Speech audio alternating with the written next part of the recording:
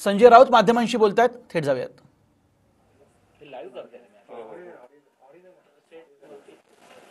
Hello hello hello. हाँ सांगितलं एकच मिळते मेजर बोलणार आहे.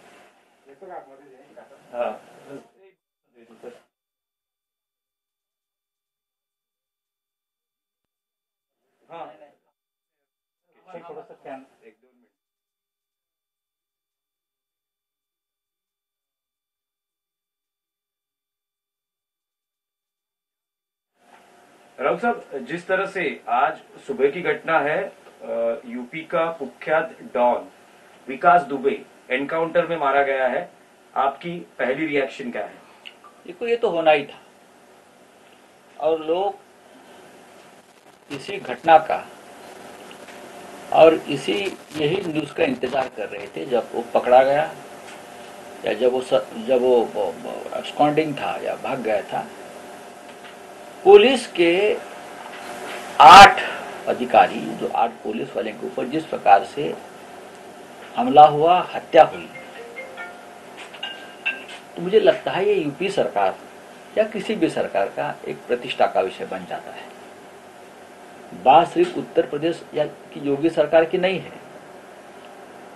देश के किसी भी राज्य में इस प्रकार से घटना होती, 8 या 10 पुलिस वालों की हत्या होती, तो करने वालों को पुलिस जिंदा नहीं छोड़ेंगे. फिर आप उसे फेक एनकाउंटर कहिए या कुछ और नाम दीजिए, लेकिन पुलिस अपने साथियों का बदला हमेशा लेती है. मुझे लगता है जो हुआ है उसकी राजनीति नहीं होनी चाहिए. सबसे पहले हमारे लिए महत्वपूर्ण है वो 8 पुलिस जो मारे गए, जिसने शहादत दी है, जिसका खून बहाया है, तो अब उसके ऊपर प्रश्न चिन्ह खड़ा करना ये पुलिस का मनोबल गिराने जैसा होगा. इस प्रकार की वारदातें पहले भी देश में हुई है, मुंबई में हुई है. मुंबई में तो हमारे यहाँ बड़े बड़े एनकाउंटर स्पेशलिस्ट है, 100 लोगों को एनकाउंटर किया है, उसके ऊपर फिल्में बनी है. ऐसा नहीं, हैदराबाद में हुआ था बीच में इस प्रकार का, दिल्ली में इस प्रकार से एनकाउंटर हुए. मैं एनकाउंटर का, फर्जी एनकाउंटर का कभी ही समर्थन नहीं किया है और ना करेंगे. लेकिन अगर पुलिस वालों की हत्या होती है, पुलिस की प्रतिष्ठा अगर नहीं रहेगी, पुलिस का डर नहीं रहेगा, तो देश में कानून नहीं बचेगा, व्यवस्था नहीं बचेगी. राउत साहब, लेकिन ये सवाल उठाए जा रहे हैं कि जिस तरह से विकास दुबे 171 घंटे के बाद मारा गया, लेकिन वो लगभग अनेक राज्यों की सीमा पार करते हुए मध्य प्रदेश उज्जैन पहुंचा. किस तरह से, मतलब तब पुलिस क्या कर रही थी? उसकी जांच हो सकती है. उस बारे में अगर योगी सरकार के पास या किस सरकार के पास कोई जानकारी होगी या जांच में जो तथ्य सामने आएगी, उसको देश को अवगत करिए.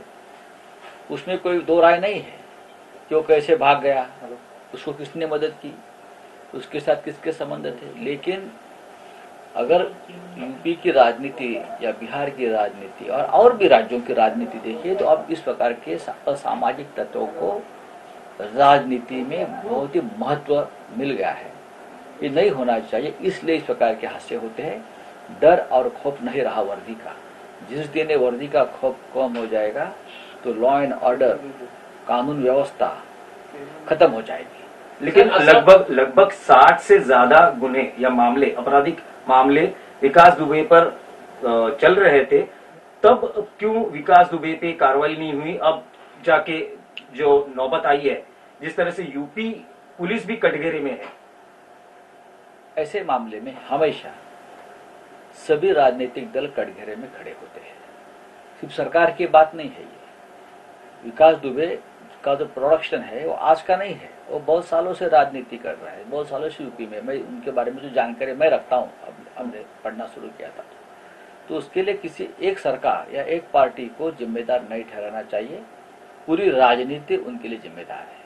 सर, असा एक प्रश्न आहे, थेट प्रश्न आहे की विकास दुबेला एन्काउंटर करण्यामागे अनेक मोठी नावं बाहेर आली असती म्हणून त्याचा एन्काउंटर केला गेला, असं आता सगळीकडे चर्चा सुरू झालेली आहे.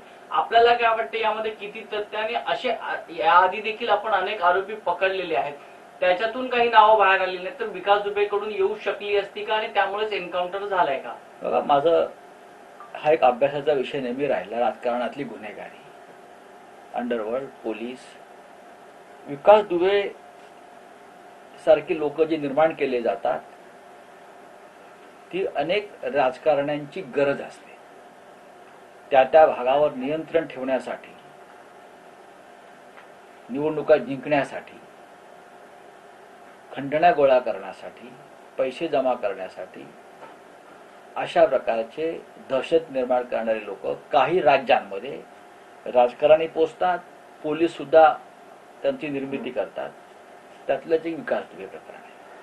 त्यांच्या घरातले अनेक लोक राजकारणामध्ये आहेत माझ्या माहितीप्रमाणे. तो स्वतः अनेक राजकीय पक्षांशी संबंधित होता, एका नाही, त्याने अनेक राजकीय पक्ष बदललेले आहेत. त्याला जबाबदार कोण आहे? त्याला जबाबदार या देशाचं राजकारण आहे. राजकारणाचं गुन्हेगारीकरण आतापर्यंत होत होतं, आता गुन्हेगारीचं राजकारण व्हायला लागलेलं आहे आणि हे अत्यंत घातक आहे. आता पूर्वी राजकारणी गुन्हेगारांचा वापर करत होते, आता गुन्हेगार थेट राजकारणात यायला लागले आणि हे एकाच राज्यामध्ये होतंय असं नाही, हे अनेक राज्यामध्ये मला होताना दिसतंय आणि ह्याच्यावरती राष्ट्रीय भूमिका असणं गरजेचं आहे. होरा कमिशन जर आपण पाहिलं असेल, त्या काळात होरा कमिशन निर्माण झालं होतं की गुन्हेगार व राजकारण्याचे निकष काय आहे, त्याच्यामध्ये त्यांनी ज्या काही माहिती दिलेली आहे त्याला सुद्धा एक जमाना लोटला. पण शेवटी हे संबंध आहेत आणि मोठ्या राज्यांमध्ये खास करून या संबंधांना अजूनही प्रतिष्ठा आहे. अनेक राज्यांच्या विधानसभा जर आपण पाहिल्यात, त्यातले सदस्य पाहिले तर अशा अनेक आमदारांवरती खंडणी, बलात्कार, अपहरण, खून असे गुन्हे नोंदलेले आहेत. विकास दुबेला सुद्धा एक पक्ष विधानसभेचे तिकीट देणारच होता, हे मी वाचलं, पण त्याच्यावरती एका प्रकरणात तो सरेंडर झाला नाही. पोलीस ठाण्यामध्ये त्याच्यावरती हत्या केल्याचा आरोप आहेत, मंत्र्यांवरती खासदाराचे केलेले आहेत. मग तरीही इतकं वर्ष असे गुन्हेगार समाजामध्ये राहिले, त्याला जबाबदार कोण आहे? योगी सरकार तेव्हा नव्हतं. राउत साहब, प्रियंका गांधी वाड्रा ने ट्वीट किया है. सर, मी प्रश्न पुन्हा परत करतो की विकास दुबेने काही महत्वाची नावं बाहेर येऊ नये म्हणून त्याचा एन्काउंटर केला. मला असं वाटत नाही. पोलिसांनी घेतलेला सूड आहे आपल्या सहकार्यांचा. बघा, प्रत्येक गुन्हेगाराच्या पोटामध्ये अनेक सत्य दडलेली असतात. विकास दुबेच कशाला? विकास दुबे सारखे अनेक जे डॉन ज्याला तुम्ही म्हणता, प्रतिष्ठा देता, त्यांच्या पोटामध्ये, त्यांच्या ओठामध्ये अनेक गौप्यस्फोट आहेत, अनेक सत्य आहेत दडलेली. तुम्ही किती लोकांना मारणार आहात? हा, पण मला असं वाटतं की शेवटी एका राज्यात 8 पोलिसांचं हत्याकांड झाल्यावर, ज्या हत्याकांडाने त्या राज्याची प्रतिष्ठा धुळीस मिळाल्यावर, मला असं वाटतं की पोलिसांसमोर आणि राज्यासमोर अशा प्रकारच्या डॉनवरती अशा प्रकारे कारवाई करण्याशिवाय दुसरा पर्याय असत नाही. आणि मला वाटतं की अशा या प्रकाराचं म्हणजे या एन्काउंटरचं समर्थन जरी केलं नाही तरी पोलिसांचं मनोबल खच्ची होईल. अशा प्रकारची वक्तव्य किंवा अशा प्रकारच्या भूमिका कोणत्याही राजकीय पक्षाने घेऊ नये. सध्याचं राजकारण असं आहे, खास करून यूपी किंवा बिहारचं, की हमाम में सब नंगे हैं. प्रियंका गांधी वाड्रा जी ने ट्वीट किया है, अपराधी का अंत हो गया है, अपराध और उसको संरक्षण देने वाले लोगों का क्या? देखो, प्रियंका जी ने जो ट्वीट किया है, जो बात रखी है, उससे मैं सहमत हूँ. एक बात तो सही है कि वो अपराधी था विकास दुबे, उसका अंत हुआ है. लेकिन हमारे समाज में और राजनीति में, कॉरपोरेट जगत में, सभी क्षेत्र में इस प्रकार के असामाजिक तत्व आज भी काम कर रहे हैं और उसका जो आपस में वॉर चल रहा है, जो सत्ता प्रस्थापित करने के लिए जो वॉर चलता है, उससे इस प्रकार से लोग निर्माण होते हैं. धन्यवाद. सर, त्याचबरोबर अखेरीस यांनी ट्विट केलेलं आहे की युपी मधलं सरकार हे पलटी होऊ शकतं, त्यामुळे ही गाडी पलटी करून तिथं एन्काउंटर. देखिए, Akhilesh Yadav leader of opposition है, इस प्रकार से आरोप करना उनका अधिकार है, लेकिन संभलकर आरोप करना चाहिए. यूपी जैसे राज्य में अगर आप किसी की तरफ उंगली उठाते हो ऐसे मामले में, तो 4 उंगली आपके तरफ भी आती है. त्याचबरोबर भाजप प्रदेशाध्यक्ष चंद्रकांत पाटील यांनी तुम्हाला काही विषय दिलेले आहेत अग्रलेखासाठी, काय सांगाल? चांगले विषय आहेत त्यांचे, त्या विषयाचा मी नक्की विचार करेन. मी एक लेखक आणि पत्रकार आहे आणि चंद्रकांत पाटील हे सामनाचे निष्ठावंत वाचक आहेत. अलीकडच्या काळामध्ये देवेंद्र फडणवीसजी असतील, चंद्रकांतजी पाटील असतील, त्यांचे सगळे सहकारी असतील, ज्या निष्ठेनं आणि आदरपूर्वक सामनाचं वाचन करतात ते बघून महाराष्ट्राची जनता खुश आहे. सामना एक महत्त्वाचं वृत्तपत्र आहे. सामना वाचणं ही एक सुंदर सवय आहे. जे सामना वाचतात त्यांच्या बुद्धीला आणि मनाला चालना मिळते आणि त्यांना असे खूप चांगले विषय सुचतात.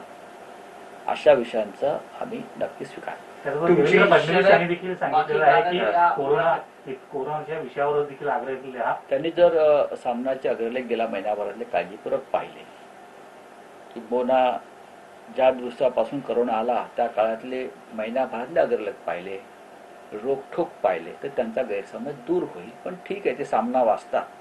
हळूहळू ते मुख्य प्रवाहात यायला लागलेले आहेत राजकारणाच्या, सामना वाचत असल्यामुळे, आणि ही चांगली गोष्ट आहे. मी देवेंद्र फडणवीस यांचं अभिनंदन करतो. राहुल साहेब, तुमची मुलाखत गाजते, जी पवार साहेबांची तुम्ही मुलाखत घेतली, उद्यापासून त्याचे भाग प्रसिद्ध होणार. त्याआधी विरोधी पक्ष नेत्यांनी असं म्हटलंय, तुम्ही मुलाखतीला नाव दिलं होतं की एक शरद सगळे गारद.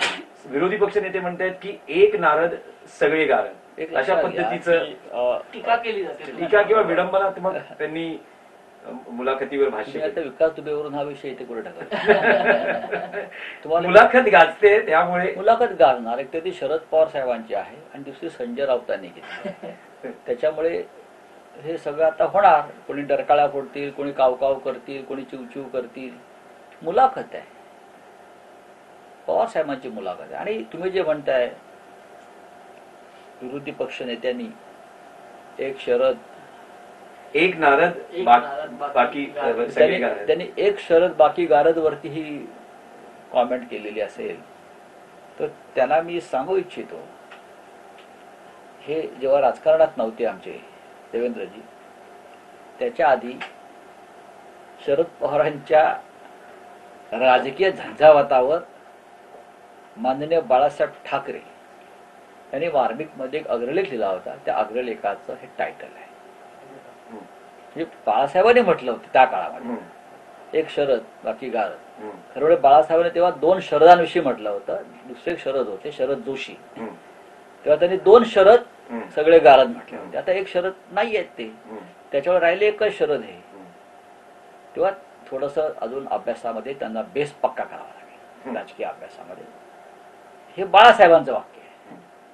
पवारांविषयी म्हटलं त्यांना माहित नसेल, तेव्हा ते राजकारणात नव्हते. आम्ही होतो, बाळासाहेबांवर काम करत होतो.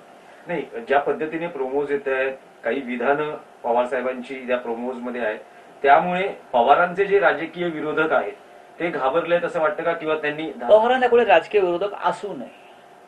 कारण पवारांचं राजकारण जरी काही असलं तरी पवार हे त्यांची भूमिका ही सदैव महाराष्ट्राच्या आणि देशाच्या हिताची राहिली आहे.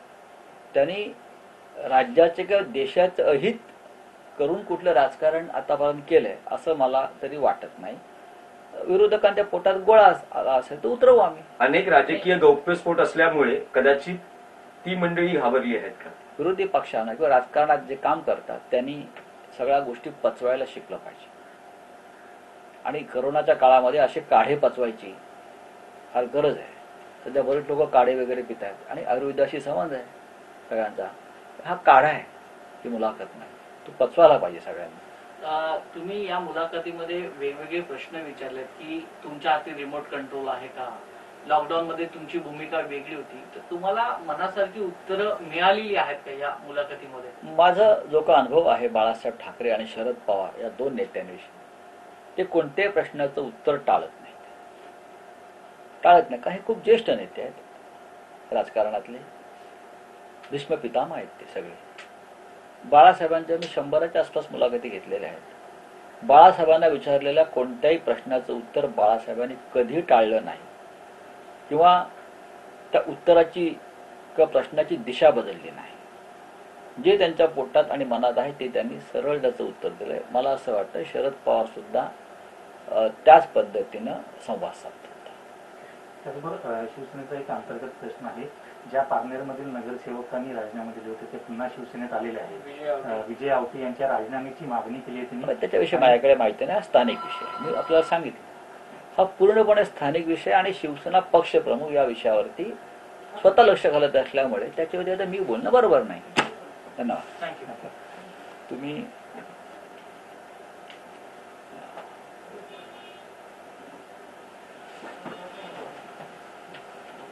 Thank you sir. थँक्यू. पहा टॉप 9 रोज सकाळी 7:56 वाजता आणि रात्री 8:56 वाजता.